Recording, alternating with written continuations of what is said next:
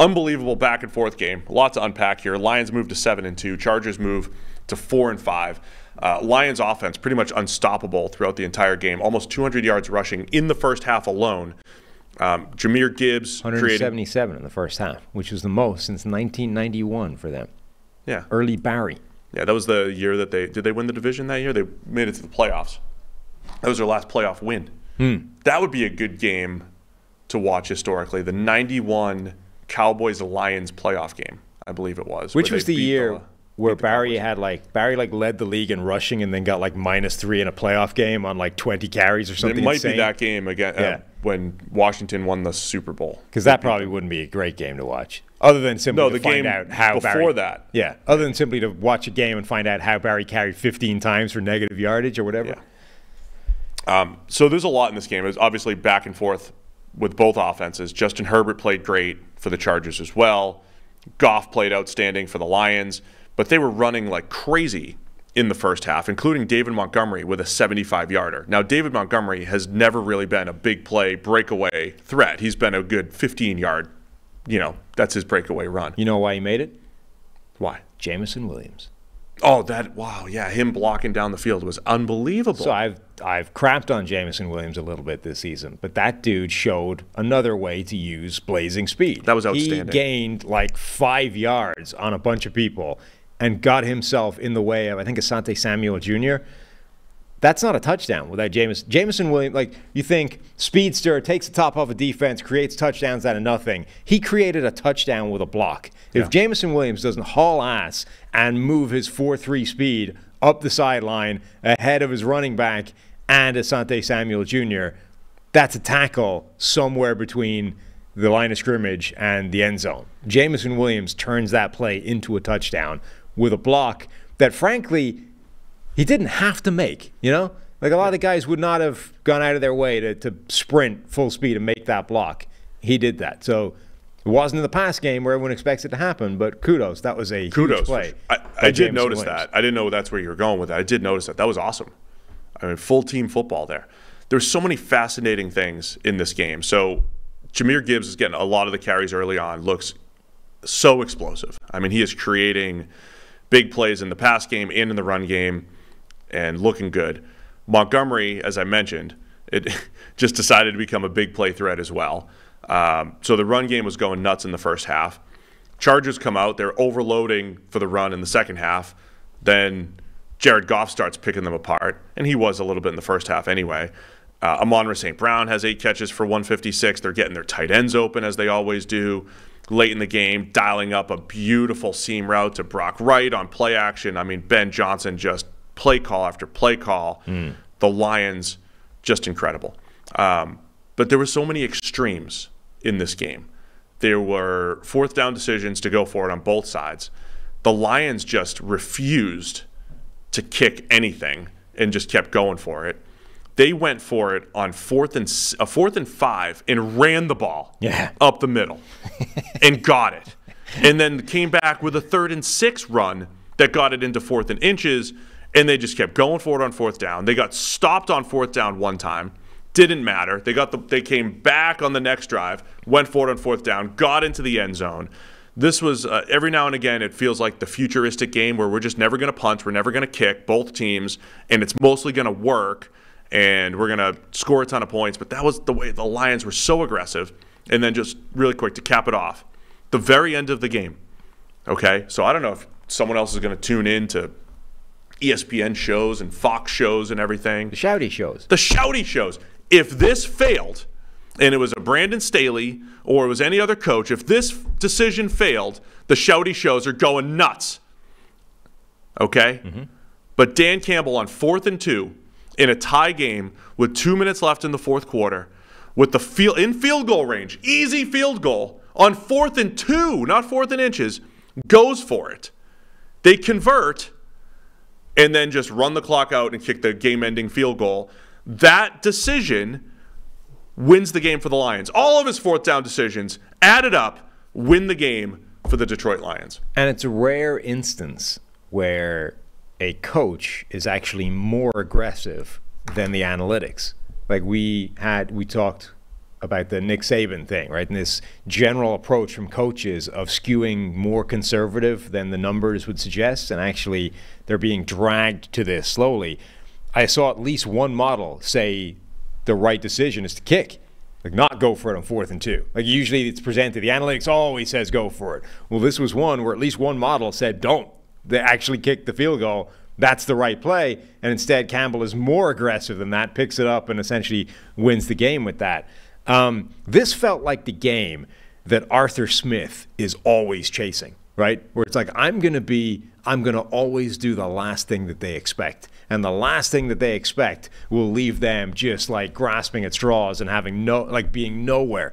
Like Ben Johnson, everything was the opposite of what the Chargers were expecting. They had no clue what was happening at any point in this game.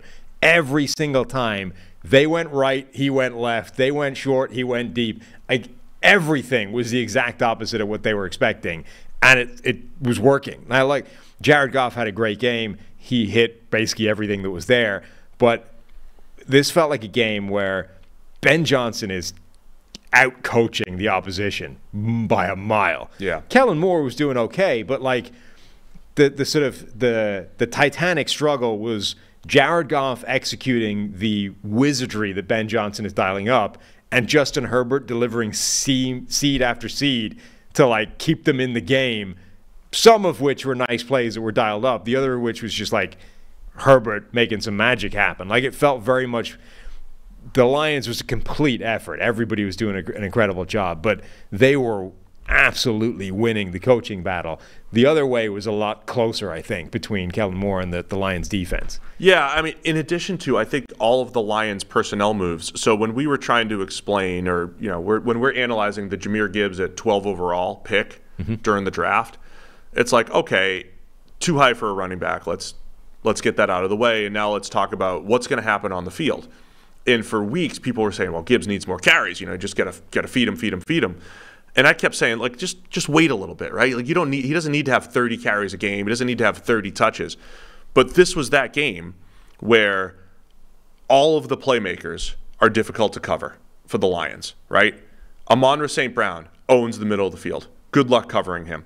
The two tight ends, Sam Laporta, Brock Wright, he was, like you said, the afterthought, and it's like they dial up a play to get him open up the seam. Khalif Raymond, they dial up his plays in the fourth quarter to get him into space. Jahmyr Gibbs doesn't need to be fed. It's just when it's his turn and it's time for him to get the ball in his hands on sweeps in the pass game, he's going to create big plays. And that's what he's done. And you have to, as a defense, get off blocks and tackle the battering ram of David Montgomery, who now has big playability.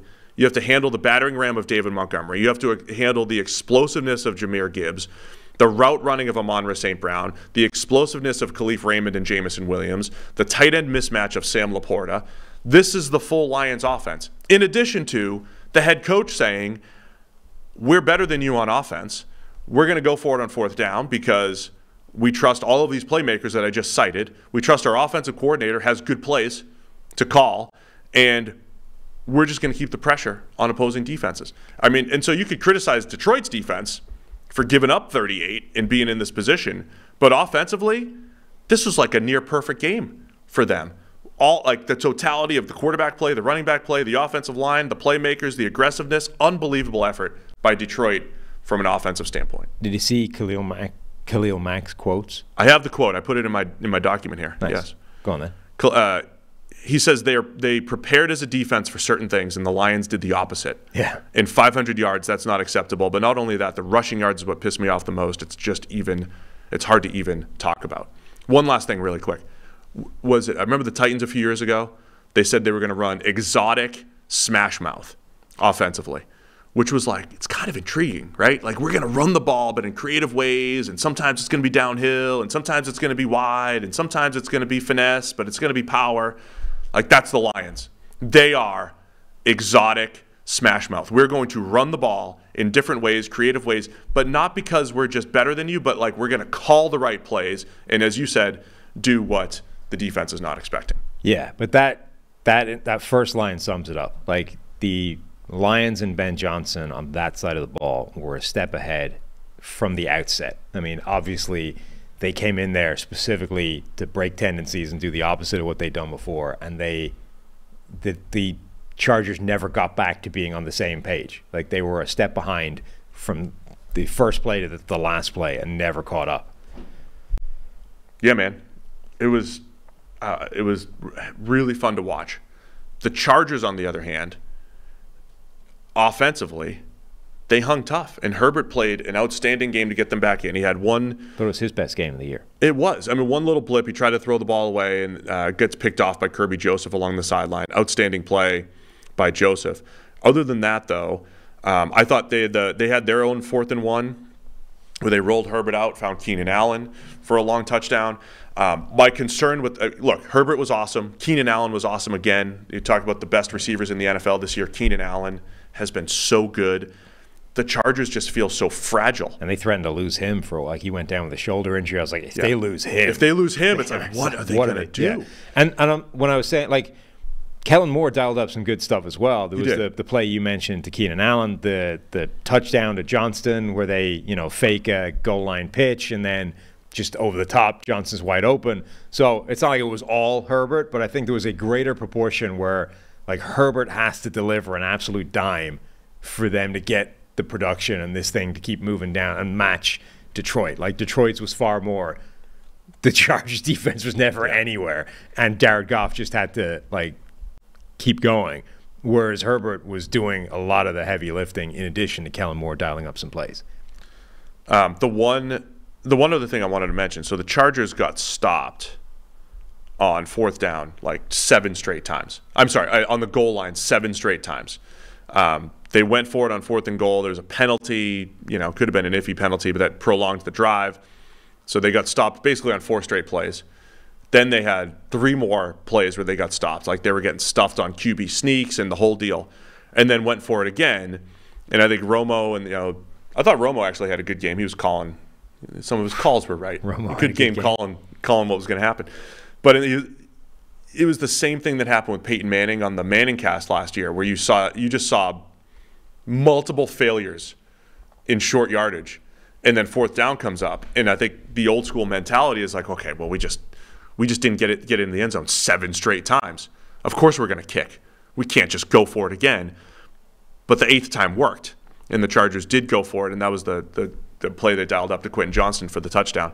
It just brings up, I don't think that previous success or failure matters a whole lot, and I think that's one of the hardest things for coaches to maybe wrap their brain around, where it's like, oh man, we're really struggling in short yardage today, therefore we can't go for it on 4th down in short yardage because we're not having a day. Like, previous failures don't necessarily matter, but those are the types of things that did keep the Chargers in the game.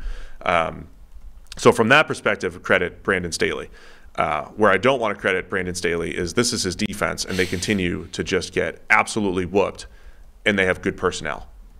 They have good, solid personnel. They've had good, solid personnel over the last few years, and they don't have answers, man. They don't have answers when they go up against the Chiefs. They don't have answers when they go up against the Lions. They have answers when they go up against rookie quarterbacks, maybe, bad offenses. They don't have too many answers on the defensive side of the ball, the Chargers. No. And we've really reached the point, like the end of the line of being able to craft any kind of excuse for that. Like, you were a defensive-minded head coach. The personnel should be there for this defense to be good. We questioned, hey, when like Joey Bosa and Khalil Mack had been killing it in recent weeks, Bosa had been injured early in their season. You're like, is this it? Are they back?